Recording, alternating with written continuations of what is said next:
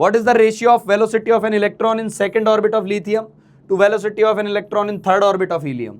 Velocity की proportionality वाला formula याद रखना, Z/n के प्रोपोर्शनल होता है वो। अब वेलोसिटी का रेशियो पूछा है ना, तो क्या पूछा है पहले तो ये लिख लो।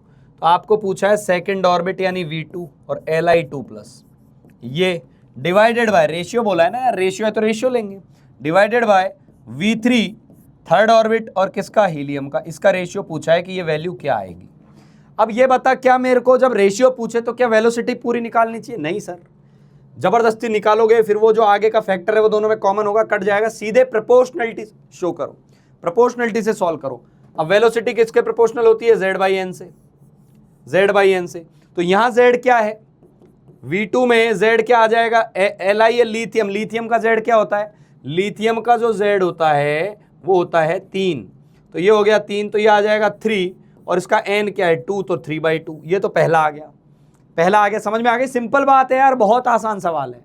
और V3 ऑफ हीलियम प्लस इसका हीलियम का Z क्या होता है? हीलियम का एटॉमिक नंबर होता है 2, बस यही बात ध्यान रखनी है, बच्चे इन्हीं में कंफ्यूज रहते हैं। तो ये 2 और ये हो गया 3, तो ये क्या आ गया एक तरीके से 3/2 डिवाइडेड बाई 2/3। तो इसको क्या कर दोगे बेटा, 3/2 इंटू 3/2, क्या हो जाएगा 9/4। आंसर क्या आ जाएगा? C।